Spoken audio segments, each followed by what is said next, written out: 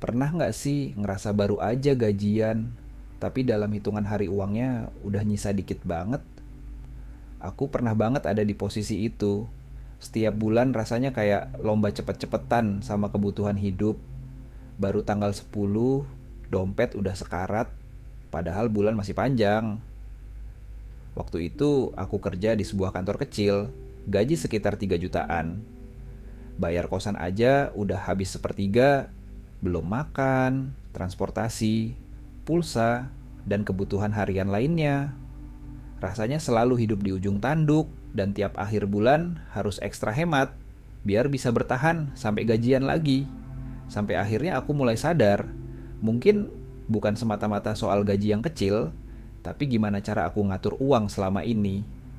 Nah, di video ini aku pengen cerita ke kalian gimana akhirnya aku bisa pelan-pelan keluar dari siklus itu. Hidup tetap cukup meskipun gaji pas-pasan. Langkah pertama yang aku lakukan sederhana banget. Catat semua pengeluaran. Awalnya terasa ribet, tapi ternyata itu langkah yang paling ngebuka mata. Aku mulai sadar uangku habis kemana aja. Dari mulai beli makan di luar, beli kopi kekinian, sampai ongkos ojek online yang sebenarnya bisa dihemat kalau sedikit jalan kaki. Ternyata selama ini aku cukup boros tapi nggak sadar. Padahal kalau di total, pengeluaran yang kelihatan kecil itu jumlahnya bisa ratusan ribu setiap bulan. Dan itu semua sebenarnya bisa ditekan kalau memang mau sedikit berkorban. Setelah itu, aku mulai belajar bikin anggaran bulanan. Bukan yang ribet, cukup dibagi jadi 3 bagian aja. Waktu itu aku pakai rumus 70 minus 20 minus 10. Jadi 70% untuk kebutuhan pokok. Kayak makan, kosan, transportasi. 20% untuk ditabung. Dan 10% sisanya boleh dipakai untuk hiburan atau self reward. Misalnya gaji aku waktu itu 3 juta, berarti 2.100.000 untuk kebutuhan sehari-hari, 600.000 buat ditabung, dan 300.000 buat nonton, nongkrong, atau jajan. Yang penting nabungnya dilakukan di awal, bukan dari sisa akhir bulan. Karena jujur aja, kalau nunggu sisa, ya nggak akan pernah ada sisanya. Ini prinsip yang paling ngebantu aku konsisten sampai sekarang. Tapi selain nyusun anggaran, aku juga mulai belajar bedain mana kebutuhan dan mana keinginan. Ini penting banget. Dulu aku pikir semua yang aku beli itu penting. Tapi ternyata nggak semua harus dipenuhi saat itu juga. Contohnya, waktu aku pengen beli HP baru karena yang lama mulai lemot. Sempat tergoda buat cicilan, apalagi banyak promo 0% sekarang. Tapi aku tahan dulu, karena HP yang lama masih bisa dipakai buat kerja dan komunikasi. Jadi aku putuskan untuk nunda sambil nabung, dan ternyata rasanya jauh lebih lega waktu akhirnya beli dengan uang sendiri tanpa utang. Oh iya, ngomong-ngomong soal utang, ini juga pelajaran penting buat aku. Aku pernah terjebak cicilan kecil-kecilan yang lama-lama numpuk jadi beban. Cicil beli sepatu, cicil gadget, sampai akhirnya ngerasa berat tiap kali gajian karena sebagian langsung kepotong buat bayar tagihan.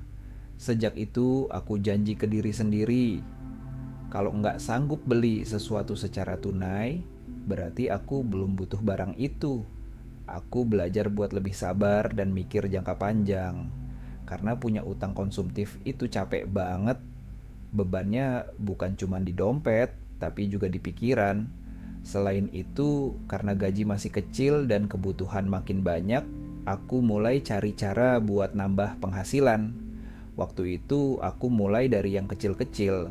Aku bantu temen, jualan online, kadang ambil kerjaan freelance, nulis, bahkan pernah bantu admin Instagram toko temen. Nggak besar sih hasilnya, tapi bisa nambah 500 sampai 700 ribu per bulan. Lumayan banget buat nambah tabungan atau nutup kekurangan di akhir bulan. Dan dari penghasilan tambahan itu juga, aku mulai bangun yang namanya dana darurat. Awalnya aku targetin 3 juta, cukup buat 3 bulan pengeluaran darurat kalau ada apa-apa. Aku bikin rekening khusus tanpa kartu ATM, jadi nggak gampang tergoda buat ambil.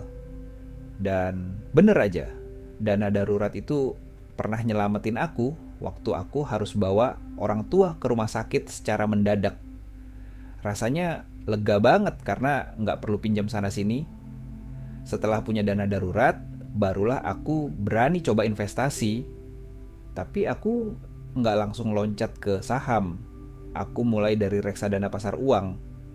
Modalnya kecil, cuma 100.000 udah bisa mulai. Yang penting aku paham risikonya dan belajar pelan-pelan. Dari situ aku belajar bahwa membangun keuangan pribadi itu butuh waktu, proses, dan konsistensi. Nggak harus langsung sempurna. Yang penting mulai dari hal kecil.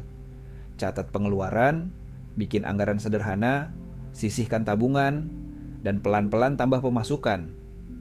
Aku tahu banget gimana rasanya hidup dengan gaji yang pas-pasan. Tapi percaya deh, dengan sedikit usaha dan perubahan kebiasaan, kalian juga bisa kok mengatur keuangan biar tetap cukup. Bahkan bisa mulai nabung, punya dana darurat, dan pelan-pelan berinvestasi. Kalau kalian sekarang lagi merasa bingung harus mulai dari mana, coba mulai dari catat pengeluaran selama sebulan penuh. Dari situ nanti akan kelihatan mana yang bisa dihemat. Dan mulai buat target kecil, misalnya punya tabungan 1 juta dalam 2 bulan, nggak usah mikir terlalu jauh dulu, yang penting mulai. Semoga cerita aku ini bisa bantu kalian yang sedang berjuang mengatur keuangan pribadi. Jangan nunggu gaji naik dulu baru belajar atur uang. Justru dengan gaji kecil sekalipun, kalian bisa hidup lebih tenang kalau tahu cara mengelolanya. Kalau kalian suka dengan video ini dan ngerasa bermanfaat, jangan lupa klik like, share ke teman kalian, dan tulis di kolom komentar. Kalian paling sering kesulitan ngatur uang di bagian apa? Aku pengen banget baca cerita kalian juga.